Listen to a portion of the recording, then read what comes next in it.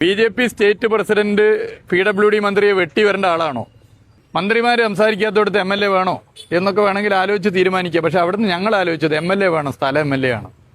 സ്ഥല MLAക്ക് ഒരു ബഹുമാനം കൊടുക്കുക. അത് രാഷ്ട്രീയമല്ല. ഇതിൽ വിവിധ പദ്ധതികളുടെ ഉദ്ഘാടനമാണ്. അതിന്റെ ലിസ്റ്റ് വന്നപ്പോൾ PWD മന്ത്രിയില്ല, BJP സ്റ്റേറ്റ് പ്രസിഡന്റ് ഉണ്ട്. സാധാരണ ദേശീയപാത പദ്ധതി ഉദ്ഘാടനമോ പ്രവൃത്തി ഉദ്ഘാടനമൊക്കെ ഉണ്ടെങ്കിൽ ശ്രീ നിതിൻ ഗഡ്കരി ബന്ധപ്പെട്ട കേന്ദ്ര മന്ത്രി അദ്ദേഹത്തിന്റെ ഓഫീസിൽ നിന്നും അറിയിക്കാറുണ്ട്, കാര്യങ്ങൾ പറയാറുണ്ട്. ഇത്തവണ NH 66 ഉദ്ഘാടന പരിപാടി, പ്രധാനമന്ത്രിയുടെ പരിപാടിയിൽ പൊതുമരാമത്ത് വകുപ്പ് മന്ത്രിയുടെ പേരില്ല. നമുക്കറിയാം NH 66 എങ്ങനെയാണ് കേരളത്തിൽ യാഥാർത്ഥ്യമായത്.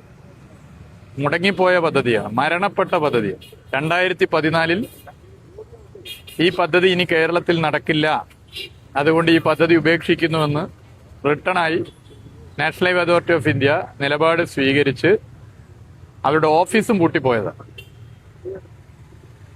അന്നത്തെ UDF ഗവൺമെന്റിന്റെ കെടുകാര്യസ്ഥതയാണ് ഈ പദ്ധതി മുടങ്ങാൻ കാരണമെന്നുള്ളത് എല്ലാവർക്കും അറിയാം.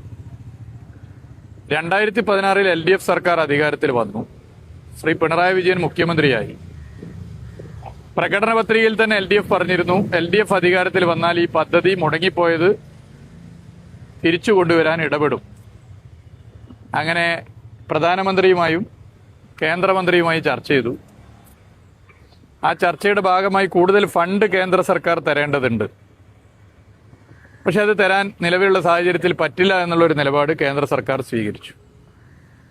പിന്നെ സംസ്ഥാന സർക്കാരിന് മുന്നിൽ 2 വഴികളേ ഉള്ളൂ. ഒന്നുകിൽ ഈ പദ്ധതി ഉപേക്ഷിക്കുക, അതല്ലെങ്കിൽ പദ്ധതിക്ക് വേണ്ടി ഫണ്ട് കണ്ടെത്തുക.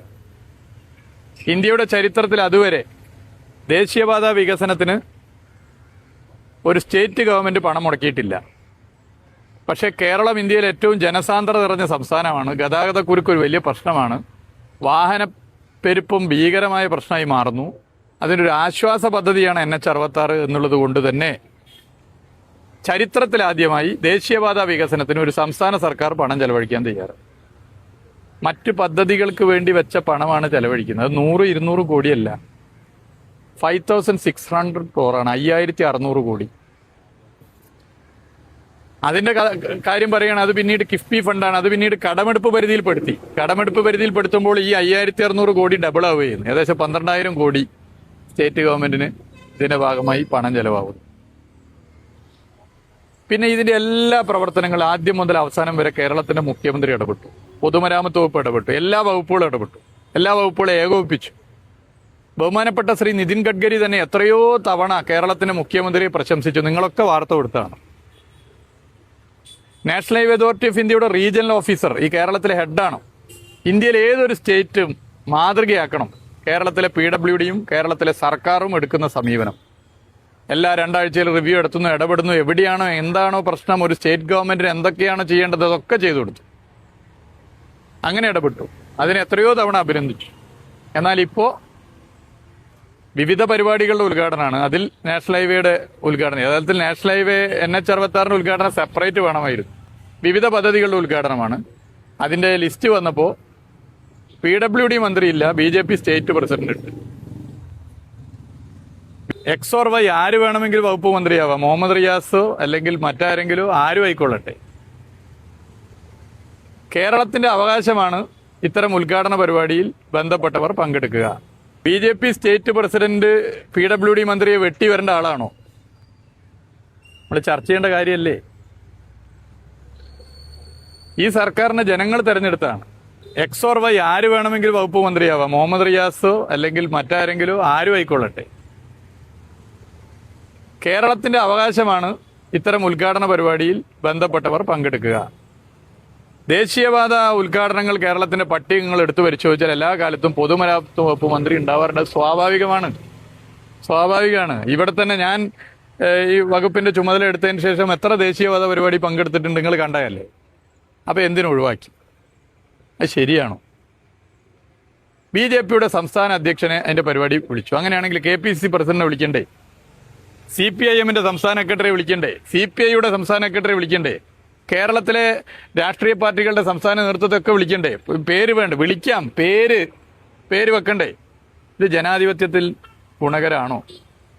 പിന്നെ ഇതുകൊണ്ട് ദേശീയപാത 66 യാഥാർത്ഥ്യമാക്കുന്നതിൽ LDF സർക്കാരിന് റോളില്ല എന്ന് സ്ഥാപിക്കാനാണ് ശ്രമമെങ്കിൽ അത് കേരളത്തിലെ ജനങ്ങൾ വളരെ കൃത്യമായി മനസ്സിലാക്കിയ കാര്യമാണ്. കേരളത്തിലെ ജനങ്ങളുടെ മനസ്സിൽ പോസ്റ്റർ പതിഞ്ഞതുപോലെ പതിഞ്ഞ കാര്യങ്ങളാണ്. അതല്ല ഇവിടെ വിഷയം. ഇത് ശരിയായൊരു നിലപാടല്ല. ജനാധിപത്യത്തിൽ നമ്മൾ എല്ലാവരും ഉൾക്കൊള്ളണം. ഇപ്പോൾ ചൂരൽമല ദുരന്തവുമായി ബന്ധപ്പെട്ട് വീട് വെച്ചു കൊടുത്ത പദ്ധതി, ആ പദ്ധതി ചില കാര്യങ്ങൾ ചില വിവാദം ഉണ്ടായി.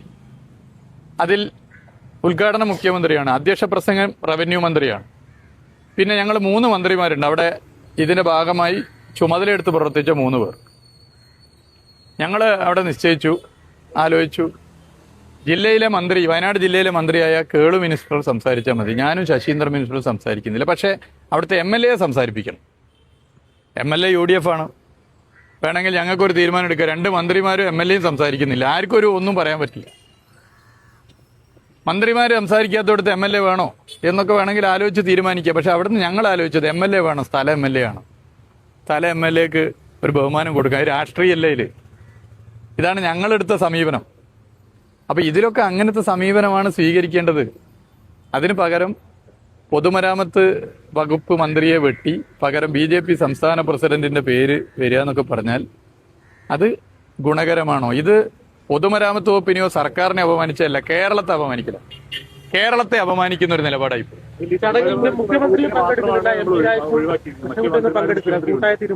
അല്ല, അത് ഞാൻ അവരോടൊന്നും ഞാൻ ഈ ഇതിനെക്കുറിച്ച് ഞാൻ സംസാരിച്ചിട്ടില്ല. അല്ല, അതൊന്നും എനിക്കറിയില്ല. ഞാനിപ്പോ ഇതില് എക്സ്ക്ലൂസീവ് PWDയെ കുറിച്ചാണ് ഞാൻ പറയാൻ ഉദ്ദേശിക്കുന്നത്. സാധാരണ ഈ ശ്രീ നിതിൻ ഗഡ്കരി പങ്കെടുക്കണ്ടോ എനിക്കറിയില്ല. അദ്ദേഹം പങ്കെടുക്കുന്നില്ല.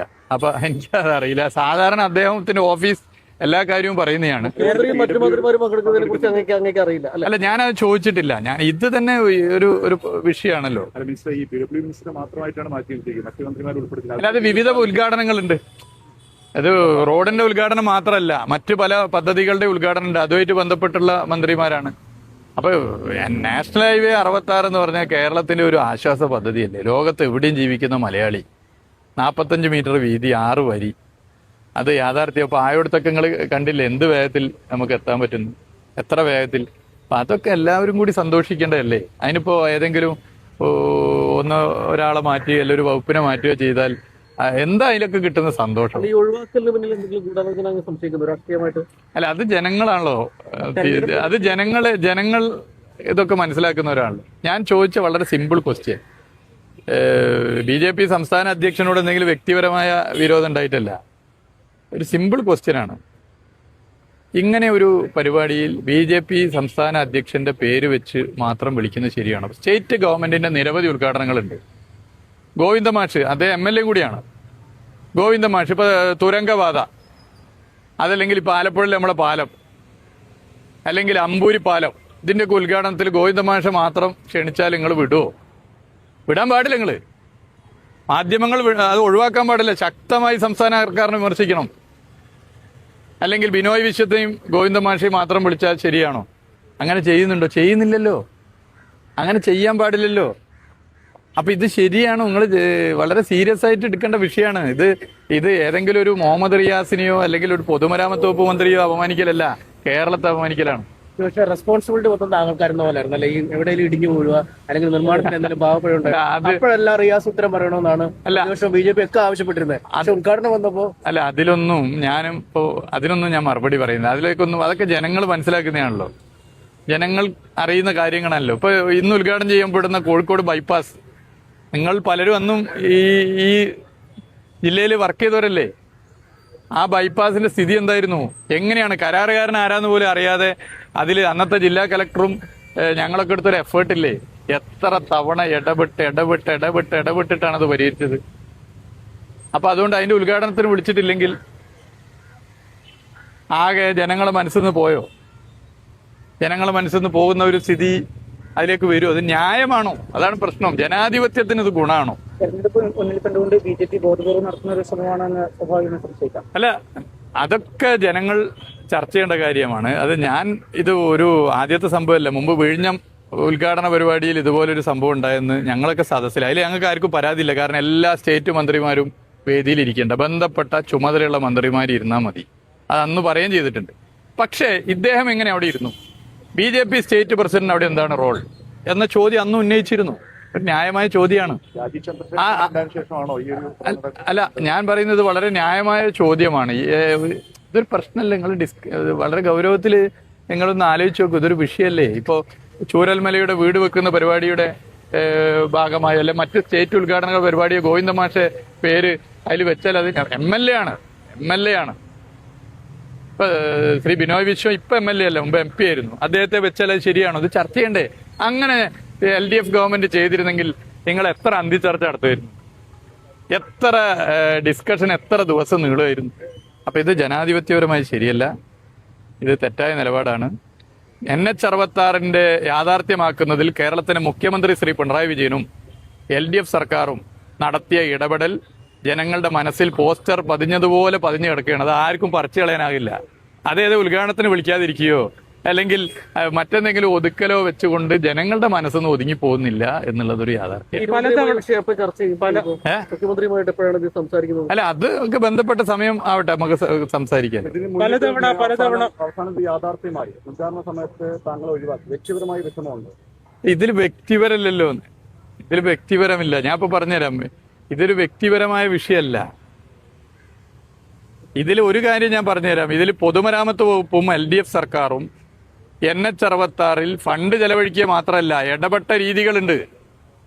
ഇടപെട്ട രീതി ഇതേ NH-66 മറ്റ് സ്റ്റേറ്റിൽ സ്ലോ ആയി. ഒച്ചിന്റെ വേഗത്തിലാണ്, ഇവിടെ വേഗത്തിലാണ് ദേശീയ മാധ്യമങ്ങൾ റിപ്പോർട്ട് ചെയ്തില്ലേ? ഇതൊക്കെ ജനങ്ങൾ കാണുന്നുണ്ട്, ജനങ്ങൾ മനസ്സിലാക്കുന്നുണ്ട്. നിതിൻ ഗഡ്കരി പലതവണ സംസ്ഥാന സർക്കാരിനെ താങ്കളെ അഭിനന്ദിച്ചിട്ടുണ്ട്. അപ്പൊ അദ്ദേഹം ചടങ്ങ് പങ്കെടുക്കുന്നില്ല. അദ്ദേഹത്തെങ്കിലും താങ്കൾ പ്രതിഷേധം അറിയിക്കുക, അങ്ങനെ എന്തെങ്കിലും? അല്ല, എനിക്കത് എന്താണ് അതിന്റെ മറ്റു ശ്രീ നിതിൻ ഗഡ്കരി എന്തുകൊണ്ട് ഈ പരിപാടിയിൽ പങ്കെടുക്കുന്നില്ല എന്ന് എനിക്കറിയില്ല. കാരണം അദ്ദേഹം ഈ NH-66 യാഥാർത്ഥ്യമാക്കാൻ ഈ 5 കൊല്ലം ഞങ്ങളുമായി ഏറ്റവും അധികം കണക്ട് ചെയ്ത ഒരു വ്യക്തിയാണ്. അപ്പോൾ യഥാർത്ഥത്തിൽ അദ്ദേഹം ഈ പരിപാടിയിൽ പങ്കെടുക്കേണ്ടതായിരുന്നു. എന്താന്ന് എനിക്കറിയില്ല. അദ്ദേഹം ഇതിന്റെ ഓരോ മൈന്യൂട്ട് വിഷയങ്ങളിലും ഞങ്ങൾ ഡിസ്കഷൻ നടത്താറുണ്ട്. വളരെ പോസിറ്റീവായ നിലപാട് അദ്ദേഹം സ്വീകരിക്കാറുണ്ട്. ഞങ്ങൾ തുറന്നു പറഞ്ഞിട്ടുമുണ്ട്. എങ്ങനെ പ്രതിഷേധം പ്രകടിപ്പിക്കാനാണ് ഉദ്ദേശിക്കുന്നത്? അല്ല, അങ്ങനെ വേറെ ഒരു പ്രതിഷേധം ഒന്നും പ്രകടിപ്പിച്ച് പോവാൻ ഇത് അല്ല. ഞാൻ പറയുന്നത് ഇത് ബാക്കി ജനങ്ങൾ ചർച്ച ചെയ്ത് പോകേണ്ട വിഷയങ്ങളാണ്. ജനങ്ങൾ ചർച്ച ചെയ്ത് പോകട്ടെ. അല്ല, ഇതിന്റെ ലിസ്റ്റ് വന്നത് ഇപ്പോഴല്ലേ നമുക്ക് കിട്ടിയത് മനസ്സിലായി. കേന്ദ്ര സർക്കാരിന് ഔദ്യോഗികമായി അറിയിക്കുമോ ഈ ഒരു വിഷയം ഇങ്ങനെ സംഭവിച്ചു എന്നുള്ളത്? അല്ല, അത് ഇപ്പോ ഈ BJP സ്റ്റേറ്റ് പ്രസിഡന്റ് ഉദ്ഘാടന പരിപാടിയിൽ സ്റ്റേജിൽ ഇരിക്കുന്നത് നേരത്തെ തന്നെ ചർച്ച ചെയ്തതും അതിന്റെ കാര്യങ്ങളൊക്കെ അറിയുന്നവരാണല്ലോ പിന്നെയും ഇടുന്നത്. അപ്പൊ അത് അല്ല, അത് ബാക്കി നമ്മൾ കൂട്ടായി ചർച്ച ചെയ്തിട്ട് ആലോചിക്കേണ്ട കാര്യങ്ങളാണ്. നമ്മളിപ്പോ അതില് പറഞ്ഞിട്ട് ഉദ്ഘാടനം അതിന്റെ വഴിക്ക് നടക്കട്ടെ, കാര്യങ്ങൾ നടക്കട്ടെ. പക്ഷെ അതുകൊണ്ടൊന്നും ജനങ്ങളുടെ മനസ്സിൽ ഇതിനെക്കുറിച്ചുള്ള ചിത്രം വായിക്കാനായില്ല. അപ്പോ ഇതൊക്കെ തന്നെയാണ് പൊതുവെ ആളുകൾ ചർച്ച ചെയ്യുന്നത്. നമ്മൾ ജനാധിപത്യത്തിൽ ചില മര്യാദകൾ പാലിക്കണം. ആ മര്യാദകൾ പാലിക്കാതെ പോകുന്നതിന്റെ പ്രശ്നമാണ്. എന്തായാലും പൊതുവെ ഇത് കേരളത്തോടുള്ള അപമാനമായി കാണേണ്ട വിഷയം.